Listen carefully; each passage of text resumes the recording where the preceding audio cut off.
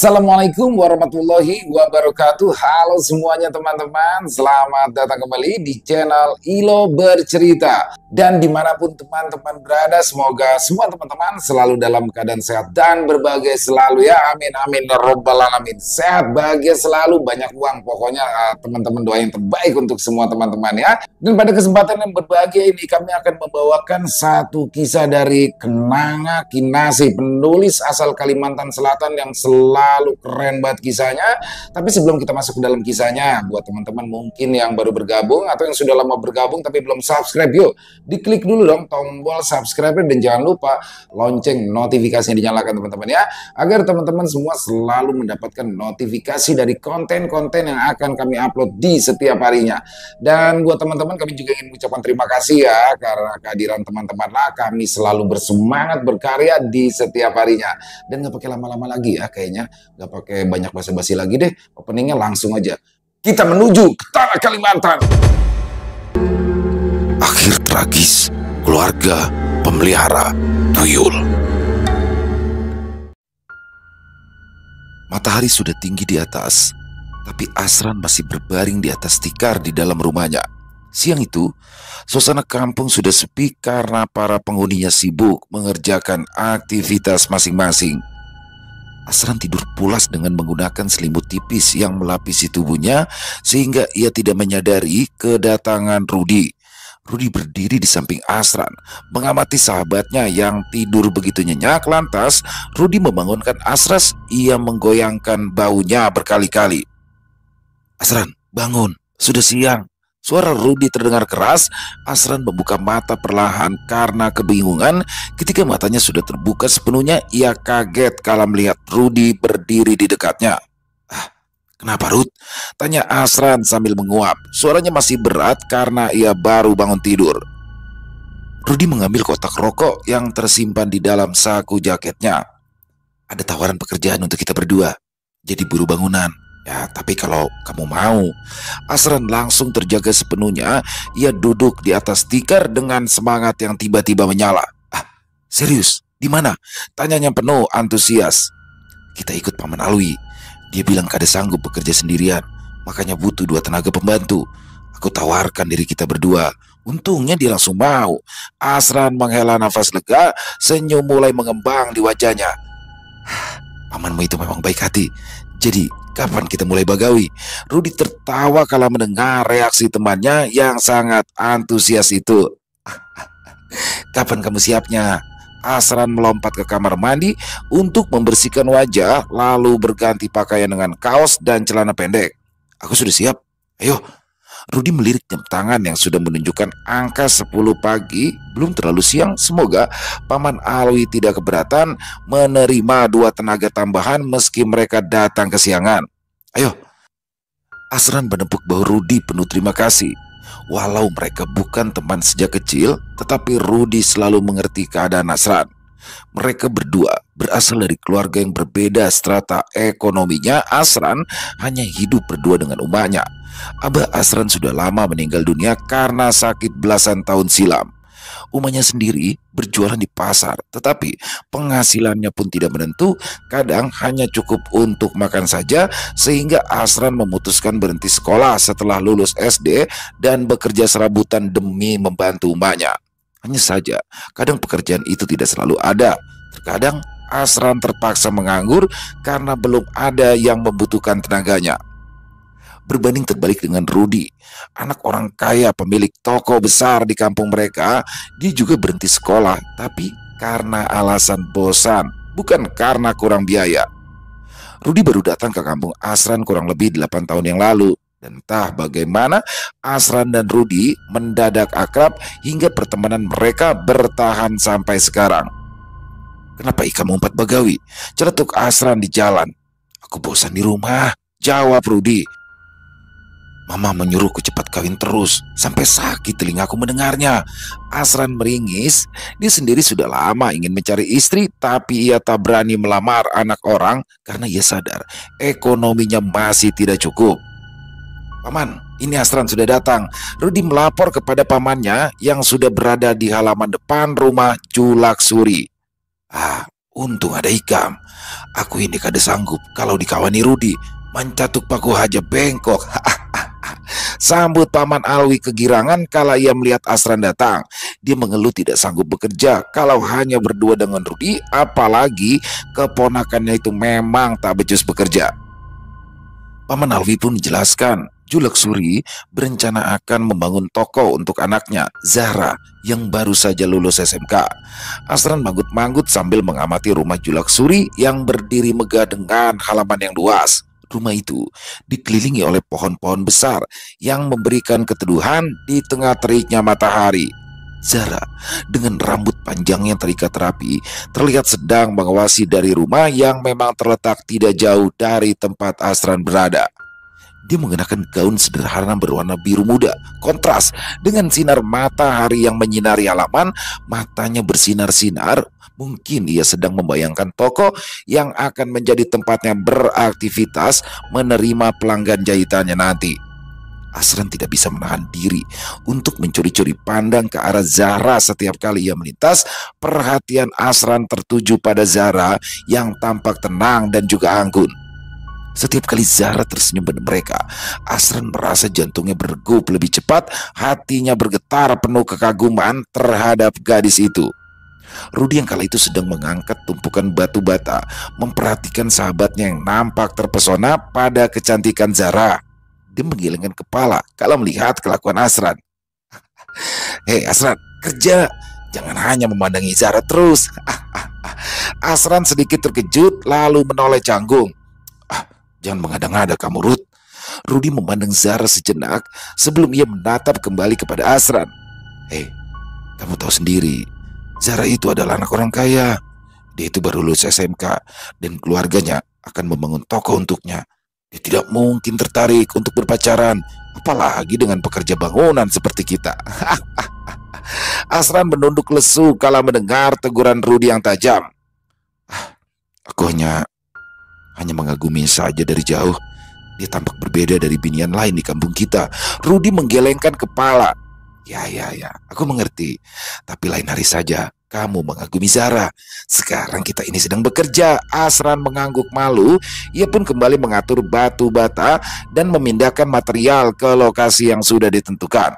Meskipun pikirannya tentang Zahra masih terus mengganggu benaknya, Asran berusaha keras untuk menahan diri dan memilih berkonsentrasi pada pekerjaannya.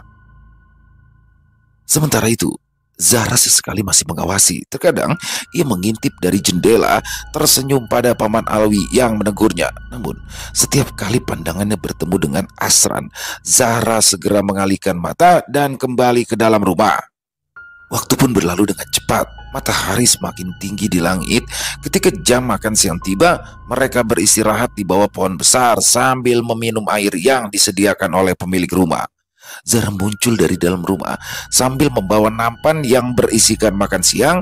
Ia lalu menyerahkannya kepada Paman Alwi, lantas berkata, "Kata Uma, makan siang dulu, Man." Paman Alwi menerimanya dengan senang hati. Ia segera mengucapkan terima kasih berkali-kali. Begitu juga dengan Rudi. Sementara Asran menunduk. Ia takut untuk memandang mata Zahra. "Ayo, silakan dimakan. Jangan malu-malu ya." Zahra menyuruh mereka makan sebelum ia kembali masuk ke dalam rumah. Mereka pun makan dengan lahap, kecuali Asran yang masih saja tertegun karena terpesona melihat manisnya senyuman Zahra. Rudi yang melihat tingkah Asran pun segera menyenggol temannya itu. Lalu ia berbisik, makan yang banyak. Setelah ini kamu butuh banyak tenaga untuk bekerja. Ingat, kita punya tanggung jawab di sini. Itu lebih penting daripada memikirkan Zahra." Asran tersipu. Nasi yang diantarkan Zahra segera dimakannya. Dalam hati, ia memuji masakan Zahra yang terasa sedap di lidahnya. Setelah beristirahat beberapa lama, mereka bertiga kembali bekerja. Akan tetapi, pekerjaan itu memang tidak bisa selesai dalam waktu 1 hari. Paling sedikit, kita perlu waktu seminggu sampai toko ini tuntung, kata Paman Alwi sambil mengusap peluh di dahinya. Esok Ikam datang lagi. Asran mengiyakan pertanyaan Paman Alwi. Tentu saja ia akan datang lagi sepanjang Paman Alwi masih membutuhkan bantuannya. Mereka pun sepakat upah Asran dan Rudi akan dibayarkan akhir minggu nanti. Paman Alwi pulang terlebih dahulu dengan diantarkan Rudi, sementara Asran akan dijemput Rudi setelah dia selesai mengantar pamannya. Akan tetapi di sini Asran menolak. Ia bisa pulang sendiri karena memang rumahnya juga tidak terlalu jauh. Kami bulik pada dahulu, ujar Paman Alwi saat mereka pulang lebih dahulu, meninggalkan Asran seorang diri di halaman Julak Suri yang semakin gelap. Asran melambaikan tangan pada mereka. Kemudian dengan cekatan ia menyusun serta membersihkan sisa-sisa material bangunan sebelum ia pulang. Lampu-lampu jalan yang temaram mulai menyala, memberikan sedikit cahaya tambahan di tempat kerjanya. Ia menyeka keringat dari dahi dan merasa lega saat hampir semua peralatan telah diatur dengan rapi. Sambil menatap peralatan terakhir, tiba-tiba ia mendengar suara gemerisik dari sela-sela pepohonan. "Siapa?" tanya Asran sambil mengangkat kepala. Dia melihat ada bayangan gelap yang melintas dengan cepat dari dalam rumah Julak Suri. Asran berhenti sejenak, matanya menyipit begitu menyadari ada yang aneh. Ya, bayangan tersebut tampak seperti sosok anak kecil yang bergerak lincah dari pintu depan rumah Julak Suri menuju ke arah halaman yang lebih gelap. Tergiring oleh rasa penasaran bercampur sedikit rasa takut, Asran mulai mendekati tempat tersebut. Cahaya lampu jalan yang samar-samar menyinari halaman memungkinkannya untuk bisa melihat bahwa sosok itu memang terlihat seperti anak kecil. Asran terus berjalan mengendap-endap, lalu bersembunyi di balik pohon cempedak yang memiliki batang besar. "Tuyul!" desanya hampir tak percaya ketika ia mulai mengenali sosok yang ada di depannya. Asran menarik nafas dalam-dalam demi menenangkan dirinya. Dia berusaha untuk tidak bergerak terlalu banyak agar tidak menarik perhatian makhluk tersebut. Sosok tuyul itu tampak sibuk dengan sesuatu yang ada di tangannya. Mungkin sesuatu yang diambil dari dalam rumah Julak Suri. Sesekali tuyul itu melompat-lompat dengan gesit seolah sedang bermain di antara bayangan pohon dan dinding rumah. Asran gemetar, tapi rasa ingin tahu membuatnya mengintip sekali lagi. Dia ingin tahu apa yang dilakukan oleh tuyul itu. Akan tetapi tuyul itu tiba-tiba berhenti bergerak. Kepalanya menoleh ke arah Asran, matanya merah menyala lebih terang, bibirnya menyeringai memperlihatkan barisan gigi yang tajam. Seluruh tubuh Asran merinding, tetapi ia tetap berdiri di tempatnya. Lalu dalam sekejap, tuyul itu melompat ke arah yang lebih gelap dan menghilang dari pandangan. Asran berdiri mematung, merasakan keringat dingin mulai mengalir di punggungnya. Ia menatap ke tempat di mana tuyul itu menghilang dengan tubuh yang terasa lemas. Ia memutuskan untuk kembali ke tempat kerjanya secepat mungkin. Ia merapikan peralatan terakhir yang tersisa agar bisa pulang secepatnya. Suara azan Isya sudah terdengar ketika Asran melangkah masuk ke dalam warung Julak Fadil. Warung itu sederhana, hanya menyediakan beberapa gorengan panas dan kopi yang dibeli langsung dari para petani di Pengaron. Kaki Asran masih gemetar akibat pertemuannya dengan tuyul yang menakutkan itu. Ia melangkah masuk kemudian duduk di salah satu bangku panjang. "Kopi satu, Julak," katanya. Julak Fadil, pemilik warung kopi itu, segera bangun diseduhnya kopi dengan menggunakan air panas dari dalam termos. "Kenapa muka Ikam pucat banar?" Asran menggelengkan kepala. Ia tidak mampu menjelaskan apa yang baru saja terjadi. Ia masih duduk di bangku kayu dengan tatapan kosong ke arah meja. Julak Fadil merasa jika ada sesuatu yang tidak beres. Ia segera meletakkan cangkir kopinya di atas meja kemudian duduk di hadapan Asran. "Jangan disimpan kalau ada masalah. Ikam tahu, Julak selalu bisa menyimpan rahasia." Asran tersenyum lemah sambil menerima secangkir kopi dari Julak Fadil. Aroma kopi yang hangat membuatnya merasa sedikit lebih baik meskipun ketakutan di dalam dirinya masih terasa. Dia menyesap kopi secara perlahan. Perlahan ia pun mulai bisa merasakan ketenangan yang mengalir bersama tiap sesapan kopi. Julak Fadil yang masih penasaran melanjutkan pertanyaannya. "Kamu kerja di rumah Julak Suri kan? Aku lihat kamu baru pulang dari arah sana." Asran menunduk dan mengangguk perlahan. "Inggi Julak, Ulun lawan Rui bekerja di sana. Kami membangun toko untuk anaknya Julak Suri, si Zahra." Julak Fadil menggerutkan dahi. Dia mulai faham dengan apa yang terjadi. Kalau tidak salah, ada banyak cerita-cerita aneh yang sering terjadi di rumah Julak Suri. Ada beberapa orang yang bilang kalau rumah itu sedikit angker. Asran merasa hatinya berdegup lebih kencang. Ia menyesap kopi lagi sambil berpikir, apa tadi Ika melihat yang aneh di sana? Ulun kada yakin jua Julak, tapi sesudah maghrib tadi ulun memang melihat sesuatu yang aneh di situ. Ujan Asran gugup. Julak Fadil memperhatikan Asran dengan seksama. Dia bahkan tidak menyadari ada pelanggan yang baru bergabung di warungnya. Aneh kayak apa? Tanya Julak Fadil yang penasaran. Tadi ulun melihat tuyul di muka rumah Julak Suri. Mendengar kata tuyul, Julak Fadil terdiam sejenak. Ekspresi wajahnya berubah menjadi serius. Tuyul? Kamu yakin itu tuyul? Asran mengiyakan. Ia memang melihat tuyul dengan kepala gundul tanpa rambut dan mata yang merah tajam. Julak Fadil menatap Asran tegang. Sebaiknya kamu simpan saja apa yang kamu lihat tadi. Jangan sampai ada orang lain yang tahu. Bahaya kalau warga kampung tahu di rumah Julak Suri ada tuyul. Asran tersenyum lemah, membenarkan apa yang baru saja dikatakan Julak Fadil.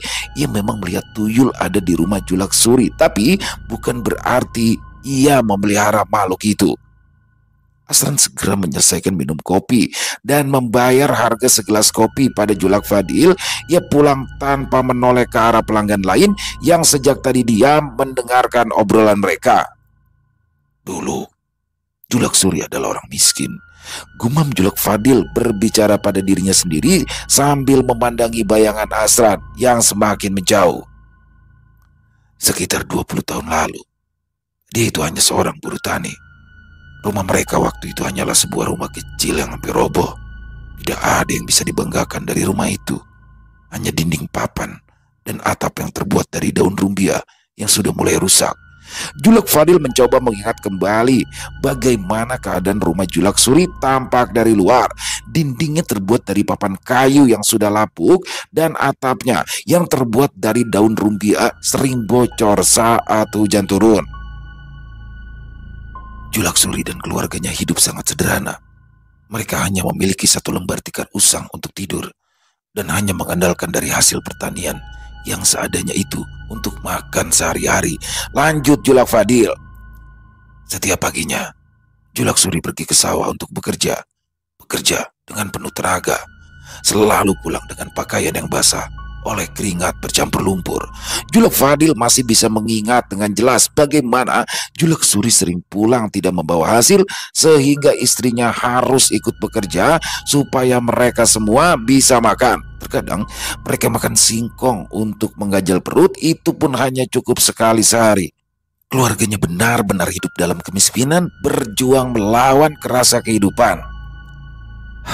Akan tetapi, suatu hari segalanya mulai berubah. Lanjut Julak Fadil. Julak Suri pergi ke kota dan lalu pulang ke kampung dengan membawa banyak uang. Dari sana, dia perlahan-lahan mengumpulkan kekayaan dan lalu memperbaiki kehidupannya. Rumah kecilnya itu diganti dengan rumah yang lebih besar dan juga lebih nyaman. Lanjut Julak Fadil. Dan sekarang, dia bisa mulai membangun toko di depan rumah untuk anaknya. Gelar haji juga sudah dimiliki oleh Julak Suri. Tapi kata orang, kekayaan itu tidak dimilikinya dengan kerja keras, melainkan dengan cara meminta bantuan kepada setan. Julak Fadil berbalik sambil membereskan cangkir kotor. Maksudnya pakai tuyul Julak? Tanya Rudi yang ternyata sejak tadi duduk diam mendengarkan cerita dari Julak Fadil. Julak Fadil mengangkat bau. Julak sengaja bercerita seperti ini supaya kamu jangan merongrong Asran terus, supaya dia menjelaskan apa yang dilihatnya tadi. Kasihan anak itu, dia sama sekali tidak tahu apa yang sebenarnya terjadi. Rudi mengiyakan ucapan Julak Fadil, namun malam harinya ia mengumpulkan beberapa orang temannya di pos ronda. Tempat itu dibangun cukup besar sehingga para peronda leluasa berbaring di sana. Hei, aku ingin memberitahu kalian semua, kata Rudi menarik perhatian teman-temannya. Tadi siang aku itu bekerja di rumah Julak Suri. Asran juga ada di sana ikut membantu. Saat maghrib tiba, Asran itu melihat tuyul keluar dari rumah Julak Suri. Teman-temannya saling bertukar tatapan. Salah satu dari mereka mengerutkan dahi. Tuyul? Janganlah mengada-ngada. Apa mungkin orang sebaik Julak Suri memelihara tuyul? Rudi menyuruh temannya itu untuk diam dulu. Shh, aku paham. Kamu pasti tidak percaya. Aku pun juga begitu. Tapi tadi itu Julak Fadil sempat bercerita tentang masa lalu dari Julak Suri. Dia itu dulunya sangat miskin. Dan sekarang coba tiba-tiba kaya. Apa kalian tidak curiga? Teman-teman Rudi semua terdiam. Mereka tahu Julak Fadil tidak mungkin mengarang cerita. Begitu juga dengan Asran yang sejak dulu selalu dipercaya sangat jujur. Bulan lalu, abahku itu sempat ribut karena kehilangan uang dari dompet yang sudah disimpannya di laci rumah. Abah sempat menuduhku, tapi aku saja kada tahu di mana Abah menyimpan dompet. Faisal ikut bersuara. Cerita dari Faisal pada akhirnya memancing cerita yang hampir serupa dari teman-temannya. Semula, hilangnya uang itu tidaklah dianggap serius oleh keluarga mereka karena memang hanya hilang selembar. Tetapi setelah difikirkan lagi, kecurigaan pun mulai mengarah kepada Julak Suri. Diskusi semakin memanas sehingga mereka pun lupa untuk berkeliling. Teman-teman Rudi bertekad akan mencari tahu lebih banyak mengenai kemungkinan Julak Suri memelihara tuyul. Mereka yang pada awalnya biasa saja, pada akhirnya merasa geram juga karena uang yang dicari dengan susah payah malah justru hilang diambil tuyul. Keesokan harinya, suasana kampung semakin tegang. Berita tentang kehilangan uang dan dugaan Julak Suri memelihara tuyul menyebar dengan cepat, menambah kemarahan dan rasa ketidakpuasan di kalangan penduduk desa. Rudi dan teman-temannya yang sudah berhasil mengambil keputusan memutuskan untuk mengambil tindakan tegas. Mereka berkumpul di pagi hari, masing-masing membawa barang-barang untuk melempari rumah Julak Suri. Rumah Julak Suri berdiri di pinggiran kampung, dikelilingi oleh tanaman yang subur, biasanya selalu terlihat tenang dan damai. Akan tetapi pagi itu, suasana di sekitaran rumah tampak sangat berbeda. Di bawah sinar matahari yang mulai terik, sekelompok pemuda berkumpul dengan wajah yang marah. Ada yang membawa batu dan benda lain yang sudah mereka kumpulkan sejak dari rumah. Ketegangan begitu terasa di udara saat mereka berancang-ancang untuk melancarkan aksi mereka. Dengan teriakan penuh kemarahan, mereka mulai melempari rumah Julak Suri. Batu-batu besar melayang di udara menghantam dinding dan atap rumah. Setiap benturan mengeluarkan suara derak yang keras. Jendela-jendela kaca menjadi pecah berkeping-keping, menambah kerusakan pada rumah yang sebelumnya masih berdiri kokoh. Julak Suri beserta keluarganya ketakutan. Mereka hanya bisa melihat dengan rasa putus asa dari balik jendela yang kini sudah hancur. Mereka berkumpul di sudut rumah yang masih sedikit terlindungi, berusaha melindungi diri dari serangan sambil terus berteriak meminta tolong. "Hei, keluar Ikam Suri!" teriak salah satu pemuda. "Kami itu sudah tahu, Ikam itu pelihara tuyul. Kami tidak mau kehilangan uang kami lebih banyak lagi." Suasana semakin kacau. Bahkan beberapa dari mereka kini mulai merusak barang-barang yang ada di halaman, termasuk peralatan pertanian dan juga pot-pot tanaman. Dengan semua kekacauan ini, sudah tidak ada cara lain lagi untuk menenangkan situasi. Julak Suri yang sangat mengkhawatirkan tentang kondisi keluarganya akhirnya memutuskan untuk mencari perlindungan. Mereka segera keluar melalui pintu belakang. Julak Suri memutuskan untuk mengungsi bersama keluarganya ke rumah Julak Fadil. Semua pergi dengan terburu-buru, membawa sedikit barang-barang berharga yang mungkin bisa mereka selamatkan. Zara yang berlari paling depan sambil menggendong adik bungsunya. "Astagfirullah Zahra," seru istri Julak Fadil yang terkejut kala melihat kedatangan keluarga Julak Suri. Ayo cepat masuk." Adik Zahra menangis terseduh-seduh saat tiba di dalam rumah Julak Fadil. Sejak tadi dia ingin menangis, tetapi terpaksa menahan karena takut akan ketahuan para pemuda yang sudah kehilangan akal sehat mereka. Julak Fadil bergegas menutup warungnya. Lantas ia menyuruh keluarga Julak Suri agar bersembunyi di dalam kamar tamu. "Kalian aman di sini. Kami tidak akan memberitahu pada siapapun," janji Julak Fadil pada mereka semua. Istri Julak Suri mengangguk, matanya sembab karena sedih memikirkan rumah mereka yang ditinggalkan dalam keadaan berantakan.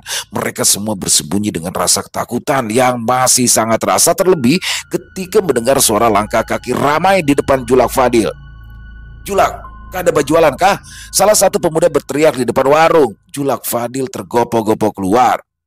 Hari ini Julak libur dulu, Nang. Kauyuhan.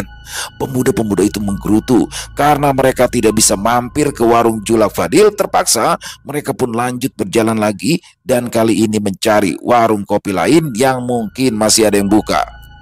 Julak Fadil berdiri di depan jalan, memandang ke arah rumah Julak Suri yang rusak parah. Rasa sedih terasa di hatinya karena melihat rumah yang dibangun dengan susah payah itu kini hancur berantakan. Bukan hanya Julak Fadil yang merasa sedih, sebagian warga juga mulai merasakan penyesalan. Mereka sadar bahwa tindakan para pemuda tersebut terlalu gegabah sehingga merugikan Julak Suri yang masih belum tentu bersalah. Julak Fadil lalu kembali masuk ke dalam rumah sambil menggelengkan kepala. Ia tidak menyangka ceritanya kemarin itu akan berbuntut panjang secepat ini. Rudi sialan. Julak Fadil menggeram seorang diri karena menyalahkan Rudi yang sudah bertindak gegabah. Dia lalu bertemu dengan Julak Suri yang tengah mencoba untuk merapikan barang-barang mereka. Hanya surat berharga, perhiasan, dan beberapa lembar pakaian yang bisa diselamatkan. "Maaf, kada bisa banyak membantu," ujar Julak Fadil saat bergabung dengan mereka. Istri Julak Suri menggeleng. Ya, dia sudah sangat bersyukur karena sudah diberikan tempat untuk bisa bersembunyi dari amukan para pemuda desa. Berbeda lagi dengan Julak Suri yang tampak pahit. Dia sakit hati sekaligus geram karena rumahnya sudah dihancurkan begitu saja. "Aku harus menyelidiki. Siapa yang membuat masalah ini?" Julak Suri mengepalkan tangan menahan amarah.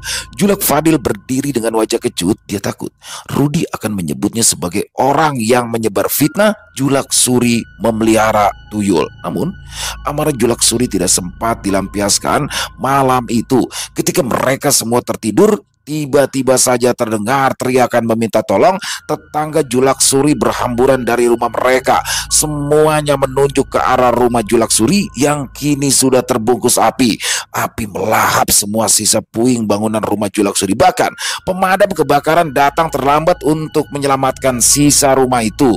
Julak Suri hampir berlari menyerbu rumahnya yang sudah menjadi arang, tetapi Julak Fadil mencegahnya dengan cepat. Jangan, Ding. Jangan keluar kalau tidak mau dipukuli pemuda mabuk itu." Julak Fadil menarik tangan temannya itu. "Bagaimana nasib anak istrimu kalau nanti kamu mati dipukuli mereka?" Julak Suri urung keluar. Ia terduduk di lantai. Perasaannya sakit karena rumah yang hancur atas fitnah. Karena fitnah yang tidak pernah terbukti kebenarannya. Setelah beberapa hari, Julak Suri akhirnya berbicara dengan Julak Fadil. Lelaki yang dulu berbadan gemuk itu kini nampak lesu dengan wajah sedih. "Kak Fadil, kami sangat berterima kasih atas semua bantuan dan juga perlindungan yang telah kalian berikan kepada kami selama ini. Tapi kami tidak bisa tinggal di sini selamanya," ujar Julak Suri pelan.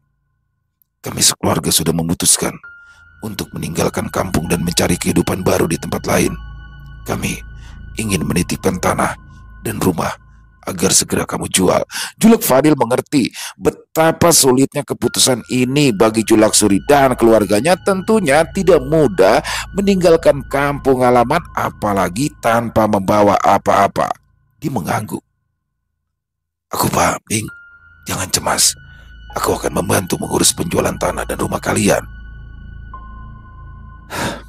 Kalau memang tidak ada yang bersedia membeli dengan harga sewajarnya, jual saja dengan harga di bawah pasar. Aku sangat membutuhkan uang itu untuk modal berdagang. Jadi, sebelum tanah kalian laku, apa yang akan kalian lakukan di kota?" Istri Julak Suri mengusap air mata yang mulai merembes. "Rencananya, aku dan Zara akan menyewa toko kecil di pinggir jalan. Di kota pasti butuh jasa jahit. Jadi tenaga kami berdua pasti akan terpakai di sana." Zara memeluk ibunya dengan erat. Setidaknya mereka berdua masih memiliki keahlian sehingga tidak akan mengalami banyak kesulitan untuk bertahan hidup di tempat yang baru. Julak Suri mengeluarkan dokumen-dokumen terkait tanah dan rumah mereka lalu menyerahkannya kepada Julak Fadil. Matanya nampak sayu ketika ia menyerahkan dokumen tersebut. Tetapi apa boleh buat? Mereka harus segera memulai hidup baru. Sore hari itu juga, Keluarga Julak Suri mengucapkan selamat tinggal kepada Julak Fadil dan istrinya. Mereka pun sudah mengemasi seluruh barang-barang mereka ke dalam mobil pick-up yang sengaja mereka sewa untuk pergi meninggalkan desa. Julak Fadil berdiri di depan rumahnya, melihat keluarga Julak Suri pergi dengan perasaan campur aduk. Ketika keluarga Julak Suri mulai menghilang dari pandangan, Julak Fadil kembali ke rumahnya sambil menghela nafas panjang. "Apa keputusan kita salah, Bah?" tanya istrinya sambil membuka warung yang sudah ditutup beberapa hari. Ya, hari ini mereka kembali buka warung karena Julak Suri sudah tidak bersembunyi di sana lagi. Julak Fadil menggelengkan kepala. Sebenarnya dia sendiri tidaklah yakin. Asran menjadi pelanggan pertama mereka sore itu. Ia pun langsung mampir ke warung ketika ia melihat Julak Fadil sedang menggoreng pisang. "Ah, lawas banar pian kada buka," ujar Asran setelah memesan kopi. "Kada nyaman awak, Nang," istri Julak Fadil yang menyaut. "Jadi Julak kada wani buka warung." Asran percaya-percaya saja saat istri Julak Fadil beralasan sedang sakit. Ya malum, karena pasangan suami istri itu memang sudah mulai lanjut usia. Bukannya sakit karena mengurusi keluarga Julak Suri yang bersembunyi di sini. Sampai Rudi yang tiba-tiba mendadak muncul dari arah belakang. Wajah Julak Fadil langsung merah padam kala mendengar ucapan Rudi. Ia masih jengkel karena pemuda itu sudah bertindak gegabah menyampaikan ceritanya tentang Julak Suri pada pemuda lain. Akibatnya rumah Julak Suri hancur. Keluarga itu pun terpaksa harus pindah dalam keadaan miskin kembali. "Apa saja yang Ikam ceritakan pada mereka?" tanya Julak Fadil sengit. Rudi menyeringai lebar. "Aku hanya mengulangi apa yang dikatakan Julak. Tapi apa yang kulakukan juga tidak salah. Akhirnya orang itu kan pergi dari kampung kita." Apa kamu tidak kasihan?" selah Asran yang mulai memahami arah pembicaraan antara Julak Fadil dan juga Rudi. Rudi mencibir. "Kamu itu tidak pernah punya banyak uang, jadi tidak tahu bagaimana jengkelnya perasaan kami karena selalu kehilangan uang setiap harinya." Ucapan pedas Rudi langsung menohok hati Asran. Matanya kini terbuka lebar atas sikap Rudi yang selama ini selalu saja menyepelekannya. Bertahun-tahun mereka berkawan. Asran selalu menganggap Rudi sebagai teman baiknya, tapi setelah dipikir-pikir lagi, Asran merasa jika dia lebih pantas disebut sebagai kacung yang biasa disuruh-suruh Rudi sesukanya. "Berapa tanahnya dijual, Julak?"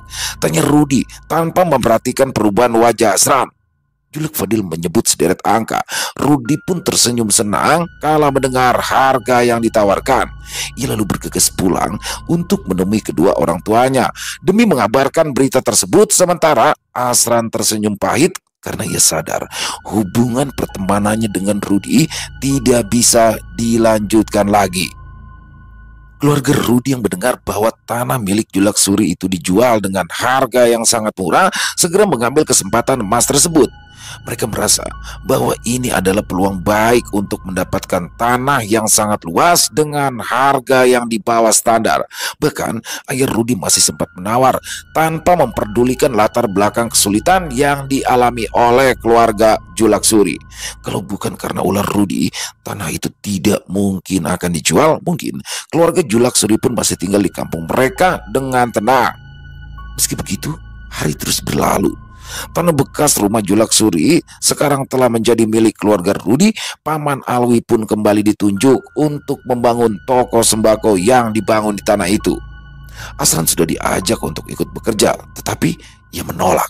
Dia lebih memilih merantau ke Banjarmasin dengan alasan ingin mencoba pekerjaan lain yang lebih menjanjikan. Tentu saja, di sini Asran tidak bisa berkata jujur kalau dia sebenarnya merasa muak dengan Rudi. Bekerja bersama Paman Alwi hanya akan membuatnya bertemu Rudi semakin sering. Tetapi, jujur, berkata benci pada Rudi hanya akan membuatnya berada dalam kesulitan yang lebih besar, terutama ibunya yang masih harus bertahan hidup seorang diri di kampung halamannya. Setelah beberapa tahun bekerja keras di kota, Asran bisa pulang kampung dengan membawa uang tabungan hasil kerja kerasnya selama ini. Ia turun dari angkutan umum dengan membawa barang belanjaan yang cukup banyak. Ia terlalu lama memilih oleh-oleh untuk ibunya sehingga lupa hari sudah semakin sore. Dia baru sampai di kampung ketika langit mulai meredup, menandakan waktu maghrib sudah dekat. Asran melangkah perlahan menuju rumahnya, berusaha mengingat kembali setiap sudut desa yang telah lama ditinggalkannya. Ketika ia memasuki kampung, suasana terasa berbeda. Semakin banyak rumah yang dibangun sehingga kampungnya kini menjadi semakin ramai. Saat azan maghrib berkumandang, Asran berhenti sebentar sambil mengagumi keindahan senja di kampung halaman. Suara azan mengalun merdu membawa ketenangan yang telah lama dirindukannya. Lalu matanya menyipit saat ia mengenali sosok yang berjalan ke arahnya. Julak Fadil? Julak Fadil berjalan perlahan di jalan kampung sambil menggendong sesuatu di punggungnya. Pada awalnya, Asran tidak bisa mengenali apa yang sedang dibawa oleh lelaki tua itu. Namun, ketika mereka semakin mendekat, rasa terkejut sekaligus rasa tidak percaya membuatnya ternganga heran. Di punggung Julak Fadil tampak jelas sosok kecil yang terlihat sangat aneh. Tubuhnya persis seperti bayi dengan kulit pucat dan mata yang tajam. Gigi taring menyembul dari sela-sela bibirnya. Julak Fadil menggendong makhluk itu dengan sangat hati-hati, seolah-olah makhluk tersebut adalah sesuatu yang sangat berharga. Ia bergerak perlahan sambil terus memandang sekeliling dengan cermat. Asran yang masih berdiri terpaku di tempatnya merasa tidak percaya dengan apa yang dilihatnya. Dia menyaksikan Julak Fadil mengelilingi kampung sambil menggendong tuyul. Tubuhnya terasa disiram es saat menyadari mungkin saja sejak dulu Julak Fadil memang sudah memelihara tuyul. Lalu bagaimana dengan sosok tuyul yang dilihatnya keluar dari rumah Julak Suri di malam naas itu?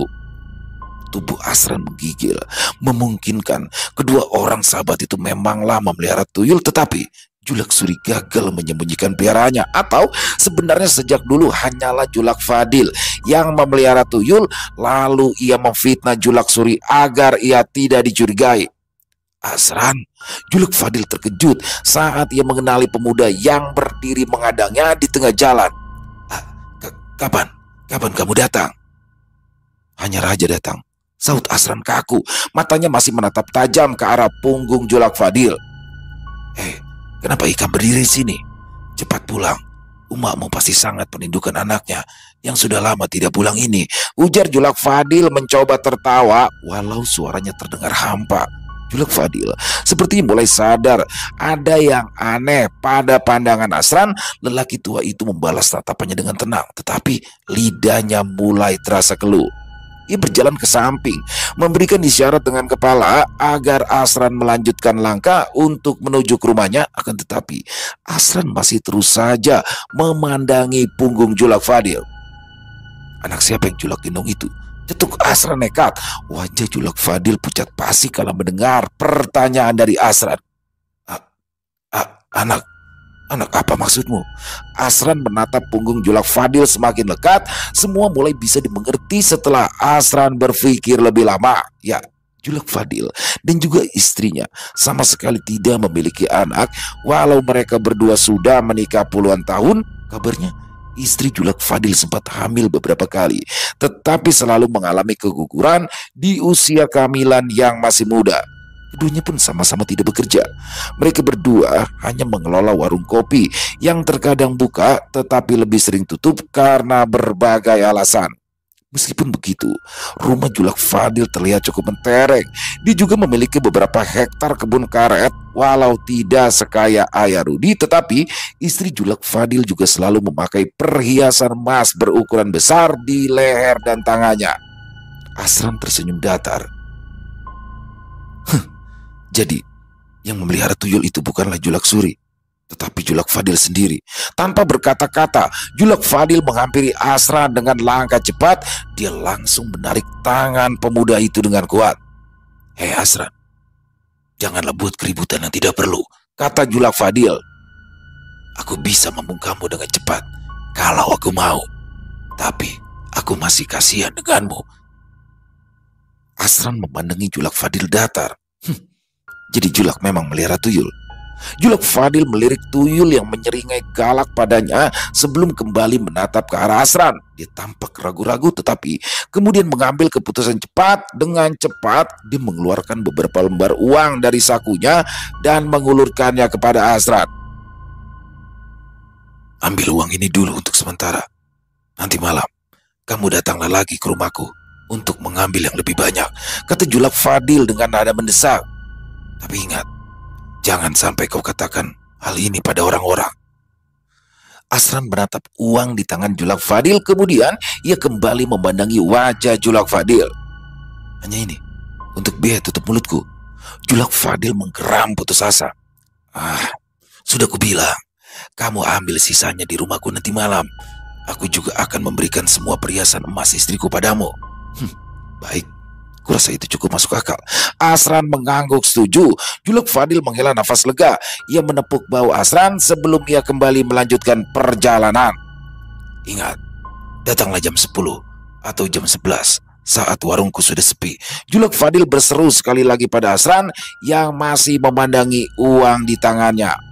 Sederet rencana sudah tersusun di otak Julak Fadil. Tentu saja dia tidak akan memberikan semua uang dan juga perhiasan yang dijanjikannya kepada Asran. Pemuda itu justru akan mendapatkan ajal di tangan Julak Fadil.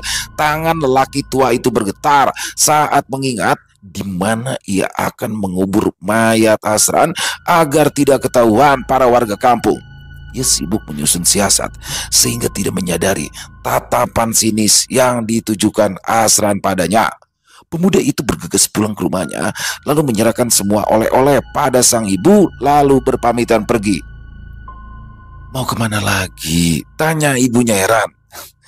"Aku mau bertemu Rudi, Mak. Kangen juga karena sudah sekian lama kami tidak bertemu." Asran bergegas menemui Rudi yang kala itu sedang mabuk-mabukan di pos ronda. Dia sengaja membawa beberapa bungkus rokok untuk kemudian dibagikan kepada para pemuda mabuk di sana.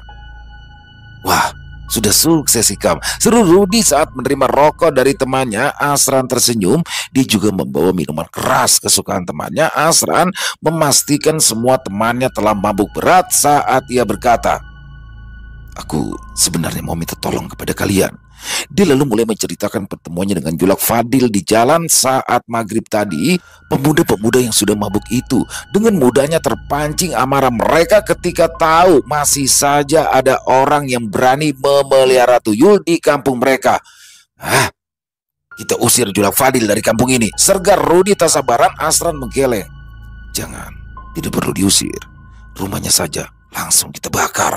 Para pemuda itu sudah tidak bisa lagi berpikir jernih dan langsung menuruti saran dari Asran. Rudi segera membeli bensin lalu ia memimpin teman-temannya untuk menyerang warung sekaligus rumah dari Julak Fadil. Asran menonton dari arah kejauhan.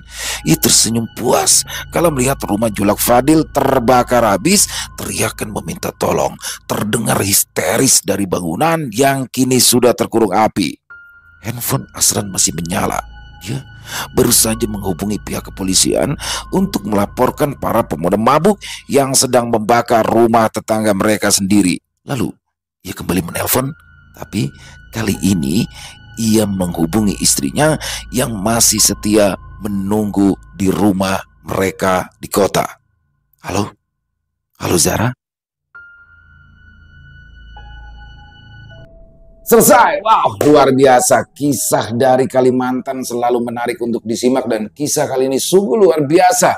Bagaimana ini apa namanya plot twist kalau menurut saya, tapi plot twistnya bukan dari siapakah misteri pelaku pesugihannya itu. Mungkin teman-teman juga dari awal udah bisa ngebaca ya siapa sih pelaku pesugihan tuyul itu ya. Dan tapi bagi saya pribadi plot twistnya ini adalah ternyata Asran berangkat ke kota dan di mana Asran akhirnya sukses di sana, dia akhirnya mengejar cintanya yang sempat terpendam ya, cintanya dengan Zara. Jadi love at first sight, ya, cinta pada pandangan pertama itu terjadi kepada Asran dan Zara, yang mana akhirnya Asran dan Zara menikah di kota tanpa diketahui orang-orang di desa, dan Asran kembali lagi ke desa untuk membalaskan dendam sakit hatinya keluarga Zara, keluarga Julak Suri yang sudah dihancurkan, yang sudah difitnah dengan dugaan memelihara tuyul yang mana sebenarnya pelaku utamanya adalah Julak Fadil. Oh, nggak nyangka banget. Jadi Julak Fadil ini pinter dia propaganda ya, melakukan, dia pura-pura ngomong sama dirinya sendiri padahal dia tahu tuh di belakangnya ada Rudy, dan Rudy memang salah satu anak muda yang gemar mabuk-mabukan ya. Jadinya ketika orang sudah mabuk itu gampang dirasuki oleh sesuatu, dan itulah yang dimanfaatkan Asran di ending, bagaimana dia bawain minuman keras, bagaimana dia menghembuskan isu, bukan isu ya, beneran ya, Julak Fadilah ternyata yang memelihara tuyul untuk melakukan pesugihan untuk mencari harta dunia. Wow, keren banget, keren pakai banget kisahnya. Dan bahkan Rudinya juga dibantai juga ya, karena Rudi lah yang menghancurkan rumah Julak Suri dulu, yang mengakibatkan keluarga Julak Suri pindah. Rudy dilaporkan ke polisi dengan tuduhan menghancurkan rumah orang. Jadi wah, keren banget, keren pakai banget. Banyak sekali hikmah-hikmah baik yang bisa kita ambil dalam kisah barusan, tapi bukan berarti dendam seperti barusan juga patut dicontoh teman-teman ya. Tapi ini kalau menyangkut kisah, ini keren banget karena memang salah satu dari Kenanga Kinasi itu endingnya kayak selalu ditunggu-tunggu gitu menurut saya. Keren. Dan semoga teman-teman semua terhibur ya, para penikmat pecinta horor misteri, lebih khususnya lagi kepada para subscriber dari channel Ilo Bercerita. Dan terima kasih kepada Kinasi, jangan pernah lelah Kenanga Kinasi untuk menulis kisah-kisah keren selanjutnya. Dan silakan ya buat teman-teman yang punya komentar lain, yang punya pendapat lain tentang kisah barusan, bisa menuliskan di dalam kolom komentar. Dan silakan buat teman-teman ataupun hanya sekedar saling menyapa ya, silakan, insya Allah kami akan membalasnya satu persatu. Buat yang suka dengan kisahnya, diklik dong tombol like ya, tombol jempolnya. Dan sekali lagi, buat teman-teman yang belum subscribe, yuk diklik tombol subscribe. Jangan lupa lonceng notifikasinya dinyalakan agar teman-teman selalu mendapatkan notifikasi dari konten-konten yang akan kami upload di setiap harinya. Untuk channel Ilo Bercerita, kami upload tiap malam teman-teman ya, jam 9 malam waktu Indonesia bagian Barat atau jam 21.00 waktu Indonesia bagian Barat. Oh ya, buat teman-teman mungkin yang punya kisah horor misteri ya, yang apabila mungkin berkenan dibawakan di dalam channel kami, silakan bisa mengirimkannya ke nomor telepon yang ada di sini, dan bebas dalam bentuk audio boleh, dalam bentuk tulisan boleh, pokoknya senyamannya teman-teman aja. Buat teman-teman yang sudah mengirimkan kisah, kami ucapkan terima kasih. Buat yang sudah mengirimkan kisah tapi belum sempat dibawakan, harap bersabar ya, karena harus melalui proses penggarapan terlebih dahulu. Dan di akhir kata, saya Ilo mengucapkan permohonan maaf apabila mungkin dalam pembawaan kisahnya barusan ada kata-kata saya yang salah, ataupun ada kata-kata saya mungkin yang kurang berkenan di hati teman-teman semua. Saya mohon dibukakan pintu maaf yang seluas-luasnya. Sampai berjumpa lagi di konten-konten kami selanjutnya yang pasti tidak kalah serunya, yang pasti tidak kalah horornya. Masih bersama saya Ilo di channel Ilo Bercerita. Salam sehat, sukses selalu untuk kita semua. Wassalamualaikum warahmatullahi wabarakatuh.